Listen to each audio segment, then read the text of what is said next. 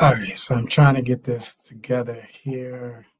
Uh, all right, I am all over the place right now. I am on TikTok. I am on. Okay, so we're just gonna go with that. We're just gonna go here.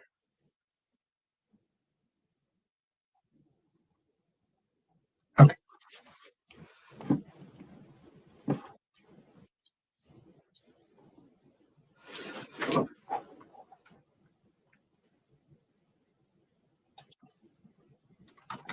All right. So I wanted. So I'm on TikTok. I'm on Instagram. I'm on Facebook. Let me turn the volume down on some of these. So okay, so that's down. Oh shoot, that isn't.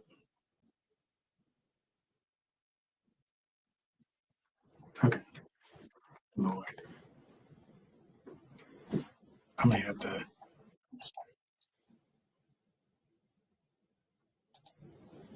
Okay. So let me just go anyway. I actually am just hopping on, trying to check all the boxes at one time because on a recent post, someone asked me, I need to, okay. Yeah, on a recent post, someone asked me, uh, two people responded to a post that I posted recently, and they had questions. I think one of the questions was speak more about uh, what devotion looks like on a daily basis. I think my post was about being worshipped by by your partner from the divine masculine's perspective. And there was another comment that talked about what does it take to inspire devotion once trust has been broken. So I said, I'm on YouTube, I'm on Facebook, I'm on TikTok, I'm on Instagram. I said, let me address this. And Maisha and um, the beautiful soul. I remember her name begins with a J. Right. I apologize that it kind of leaves my mind at this second. But let's talk about it. Like let's talk about. So if you see me looking all over the place, that's what I'm looking at. So let's talk about devotion for a moment. And it's something I actually look forward to because I'm going to talk about what it is. I'm going to talk about what it's not. I'm going to talk about how to inspire devotion from your partner or just the people around you. And of course, specifically, how to inspire it again when trust has been broken. And look, most people think they've experienced devotion, and I'm not mad at them. It gets to be whatever you say it is. But the truth is, in my opinion, they haven't. What they've really experienced is just some form of attachment, codependency, intensity, fear. Hey, sorry, not sorry. So when you are really devoted to someone, it's not performance. It's really something steady and grounded. As a matter of fact, I think devotion can only come from someone who is rooted and grounded in who they are, because it's in our ability to see ourselves that we can see somebody else. Because if you don't see yourself correctly, that's the filter through which you see others. And so now devotion becomes compromising, it becomes distorted, it becomes something other than. So when you're devoted to someone, it's first a mindset, it's an energy that, quite frankly, doesn't require words, it doesn't require actions primarily. It's a vibration or a vibe, as some would say. And it's really rooted in the question, how do I make this person's life better? Now, I'm only speaking from the divine masculine's perspective, so don't come for me. Um, hey, if you are a divine feminine, you can make a pose from that perspective. So I'm only talking from the divine masculine's perspective. So how do I make this person's life better, not heavier or stressful? And really, it's not about bringing peace. It should be about complementing the peace that's already there.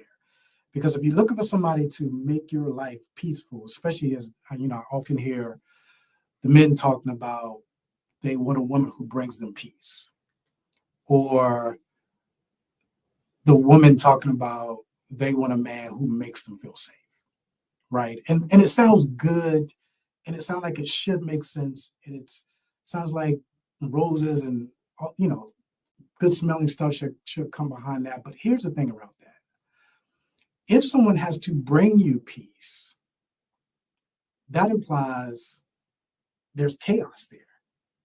And now I need or want somebody to bring me something that I don't have. If somebody makes me feel safe, that implies there's chaos and there's unsafe there. So I need somebody to, so that's why I talk about the person should be complementing the peace that's already there. They should be complementing the safety that's already there. They shouldn't make you feel, or they shouldn't create a container or an environment where now you find yourself feeling less safe or you find yourself feeling less peaceful. But I'm someone that believes in 100% responsibility for yourself. Everyone comes in as an add-on or a complement. Obviously, that's ideal. That's not always the case, nonetheless. Right. So I already know I got some comments. Looks like on TikTok or people are joining or whatever. I don't have my glasses on, so I'm not seeing especially clearly. So it's a vibe. It's just the energy you bring into the room of devotion. And it's rooted in the question, how can I make this person's life better? And because of that, devotion is going to look different for each of us, each individual couple. But let's start here. Number one, you're paying attention to the person, not obsessively, not controlling, not checking in every 2 minutes, not why did you come from the store 15 minutes late. It's just you're breathing in their presence. And you are aware of conversations without a running dialogue already in your head of how you're going to answer. You are, because that's telling the person, hey, I'm not listening to you. I'm really just waiting to make my point. So you're actually noticing the person. You're actually listening to, you're just immersed in the presence. All right, that's going to get declined. Again, I am on a few different platforms here. So you can see that your person or your partner is carrying something before they speak, right? Because you're just so in tune with their energy. There's so much symmetry and coherence there that you just know when something is vibrationally off or energetically off. You recognize things like when they're tired, but they're trying to press through something. You see when they're mentally preoccupied with something. You don't demand, and here's the big thing, you don't demand their energy when they're drained. You give them space. And that's why this has to come from a grounded person who feels complete and whole in themselves. Otherwise, it becomes a codependency type of thing, which I'm going to talk about in a second. But you don't demand their energy when they're drained. You protect it from others, from rooms they're not in, from conversations with other people. You are protective of their energy, not creating a space where now they feel more depleted. So you anticipate this person. You naturally think, how can I lighten this person's load? How can I lighten his loads? Sometimes it's small. Sometimes it's just, let me handle dinner. Sometimes it's, hey, I'll do the driving today. Don't you worry about it. Sit back. Sometimes it's, organizing something that you forgot, or taking something off their plate, or helping them prepare for tomorrow. And sometimes it just looks like giving them space. You flow with them, not against them. And here's the biggest thing for me. You grow with them. you grow with them. You know, when I was a minister in Christianity, I used to ask couples when I did premarital counseling, hey, if this person never changes, you're saying you're willing to spend the rest of your life with this person. And of course, I get the, yes. And then you see as the relationship goes on that one person has grown content while the other person is still progressing. Not in all cases, but in some cases, that's the case. So you want somebody who wants to evolve and grow with you. If you level up, hey, you want to be able to share that knowledge, that information that they're now passionate and wanting to level up as well, where they don't get panicked or they don't get threatened. So devotion is you not seeing their success as competition. You start seeing it as an invitation for you to start going to the next level, to you expanding, to you growing. So you improve yourself because you want to bring something strong to the relationship. You want to be intentional about that. Not, I want to be needed. Not, I want to be an asset. No, what tangibly is in place that implies, hey, we are in this together. This is a partnership. We are going to grow together. And it doesn't necessarily mean that you're growing at the same pace. But from where you are and where they are, you are now moving from that into greater and greater and more. So you protect their peace. You don't create conflict to feel noticed. Some people have a propensity, and it's more subconscious that, and this is rooted in childhood, chaos brings me attention. So, maybe they never felt heard, or maybe they never felt seen. So on the subconscious level, being disruptive brought them the attention and the noticing that they didn't get otherwise. So again, it's a subconscious thing, but you are protective of their peace. You don't create conflict to feel noticed. You don't sabotage their progress to get attention. Baby, you need time, take all the time you need. You don't use emotional chaos to feel relevant. Devotion says, I refuse to be another problem, another challenge, another obstacle in your life. And you give energy back. You see how hard they're progressing. You see how hard they're working. And your natural instinct is, how do I refuel you?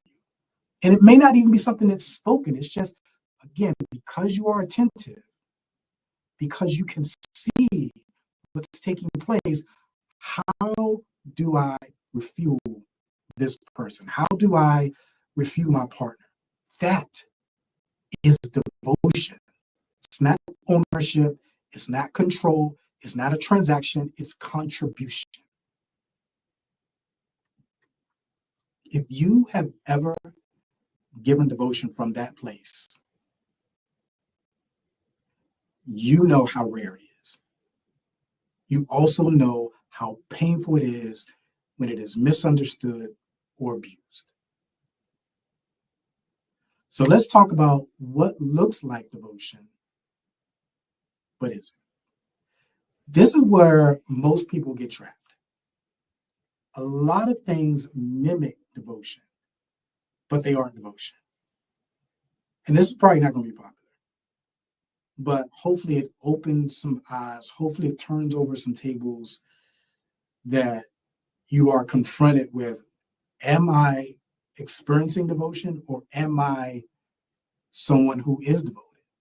So a lot of things mimic it, but really they're symptoms of unhealed people. So let's call them what they are: codependency, or even just dependency, right?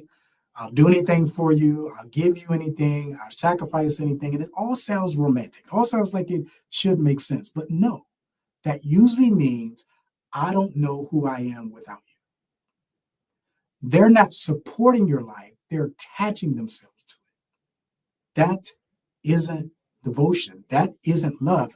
It's fear of abandonment. Been there. I can talk about it, right? Fear. Some people become hyper giving, not because they care, but because they are terrified you will leave them. Their devotion is rooted in fear that you will go, that you will leave them. They're not asking, how do I help you grow? They're not asking how, they're asking, how do I avoid being replaced? And that is not devotion. That's survival. Sometimes devotion is really insecurity. They give because they secretly believe I'm not enough unless I'm performing. So they try to buy their place in your life through effort. That's not love, that's bargaining. That's a transaction. Which brings me to my other one, which is conditional giving. Not giving unconditionally because this is who I am and I want to serve you in this way. They're giving as a transaction of, I'm doing this so I can get this from you. And that's dangerous. They serve you, they sacrifice, they show up, but in their head, there's a contract. I did this, now you owe me. Now you have to be there for me in the same way. So it's conditional. And that's not partnership.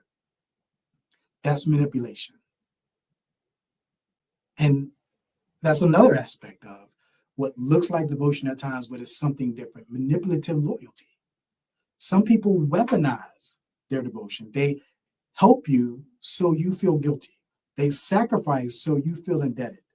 They love bomb you so you feel trapped. That's not devotion. That's control in disguise. And that's a very real difference. Devotion only comes from people who are grounded, self-aware, and whole. From any other type of person, there's a great chance that it's compromised. That it's compromised. That type of person, they don't need to fix you. They don't demand you change. They don't operate from panic. They can look at you as who you are and say, I see you. I accept you. I'm here because I want to be. Not because they need a savior, not because they need somebody to rescue them, not because they're terrified of losing you, not because they're bargaining for attention, for you to tell them and you to affirm them in some way that they matter.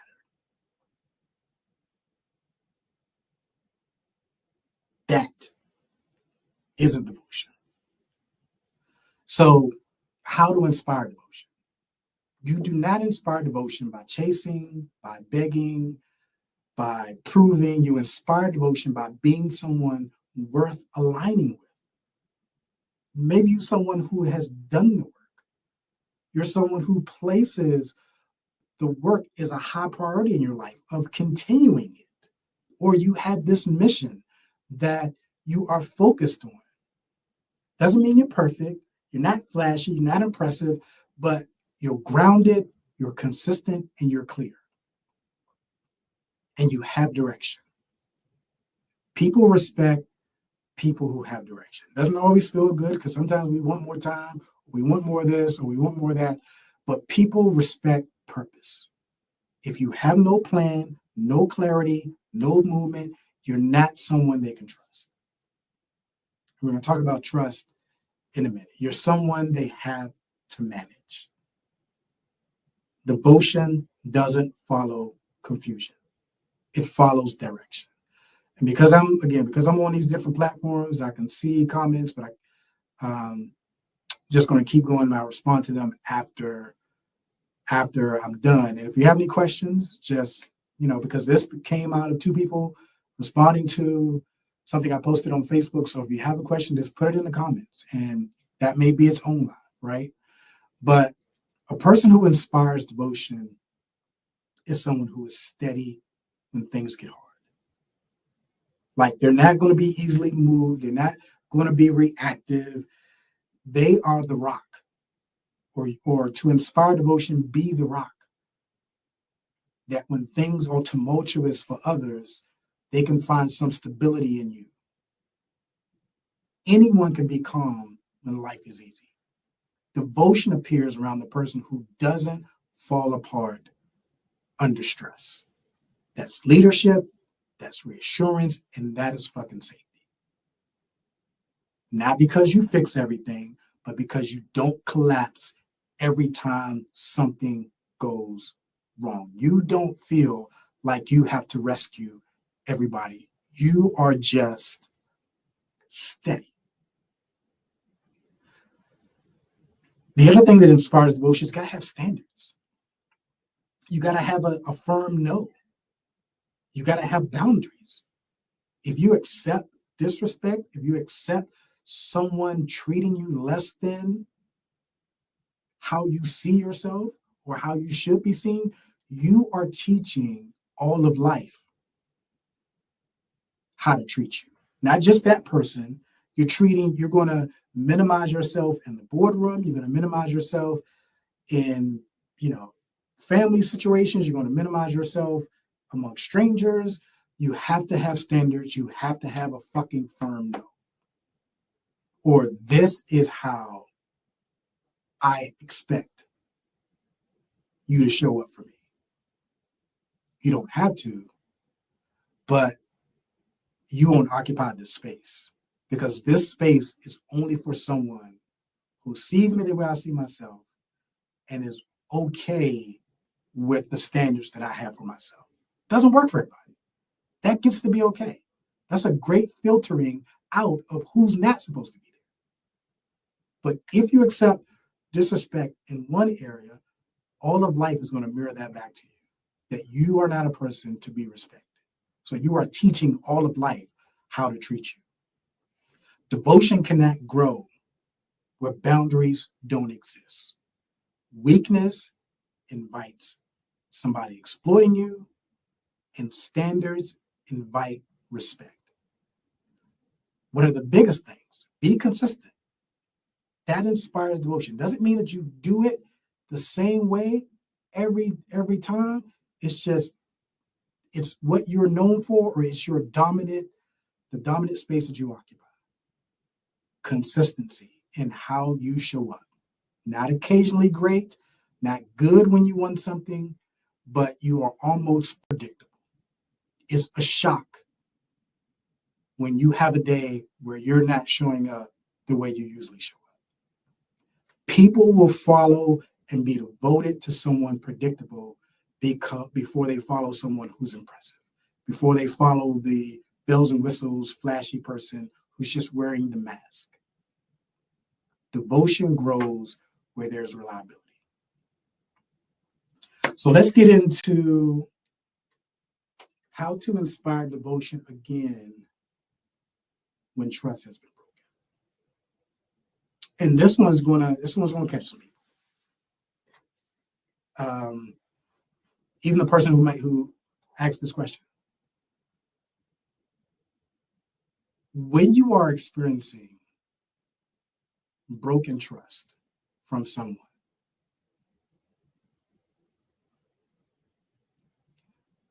they are mirroring your relationship with yourself.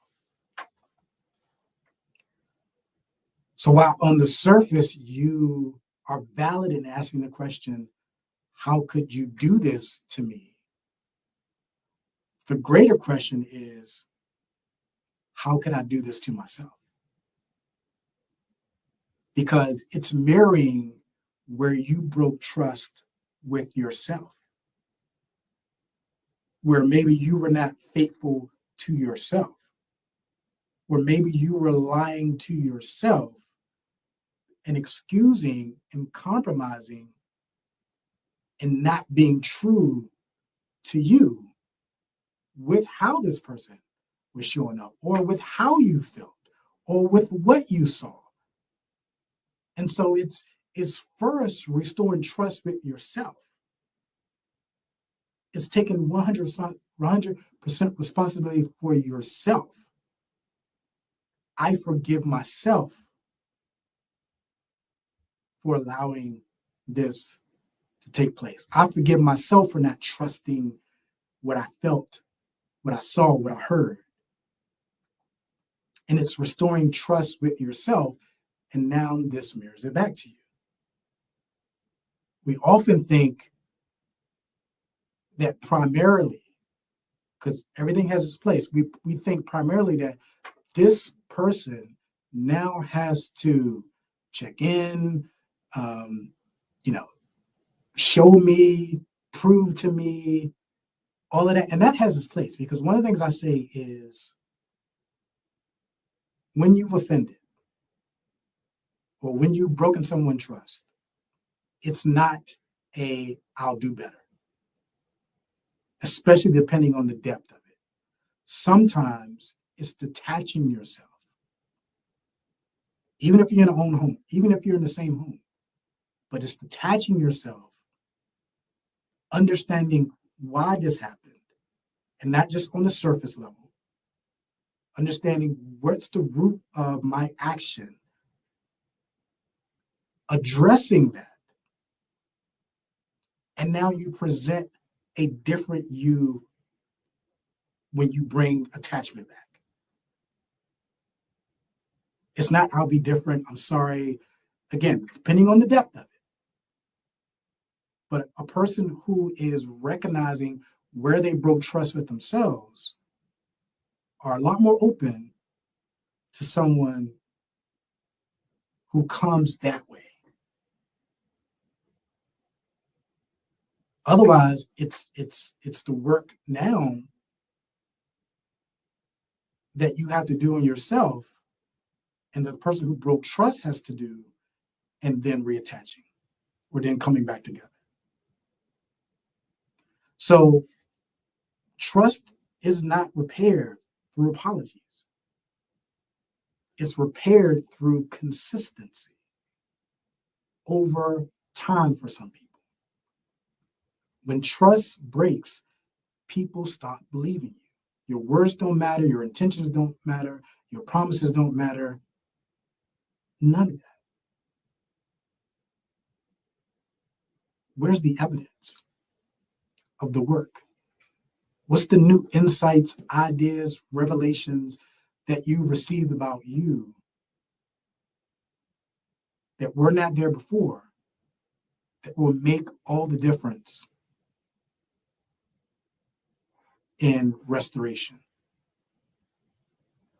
It's taking real responsibility, both people. Taking real responsibility. For me, the way I teach this, all of this is just a mirror. It's just a mirror.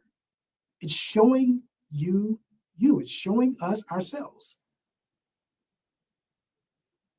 So I'm not invalidating you taking a stand against what somebody has done, but beneath the surface, where is this reflecting me? Where do I need to apologize to myself? Where do I need to make things right with myself? In addition to.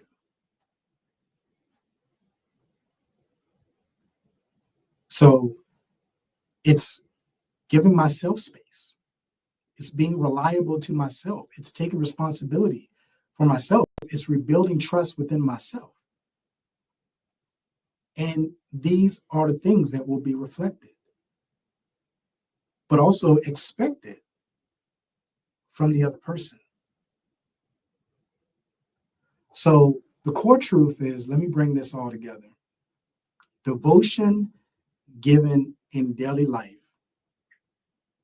can only come from, or is as healthy as, a person who's grounded, calm, and supportive, and who makes life lighter, not harder. Fake devotion is just fear, codependency, all those different things I named earlier, wearing a mask, wearing a costume. And if trust has been broken, you don't win devotion back with begging or guilt or with words. To some degree, not even actions. It's a part of it. But your whole, I mentioned this word earlier, your whole vibe should be different. Even if the person can't put their finger, okay, something's different. And you earn it back by owning it, being stable, and being consistent. And this is both parties. Owning it, being stable within yourself, and being consistent. I'm no longer going to bypass what I feel, what I see, what comes up for me. I'm going to trust me. And that will be mirrored back to you. I'm going to give myself space to heal and choose me again.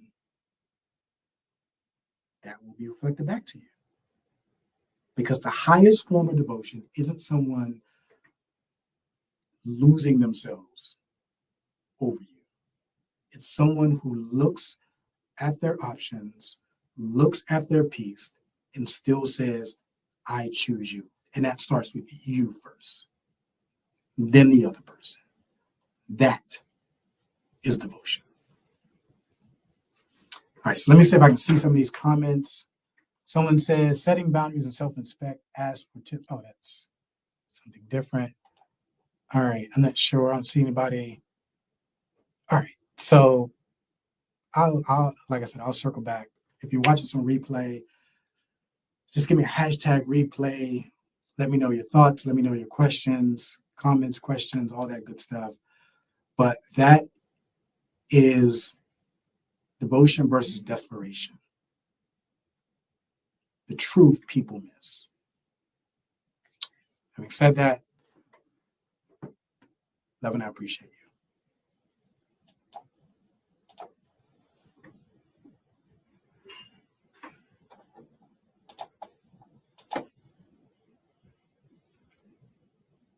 All right, TikTok. Let me find out how to end this here.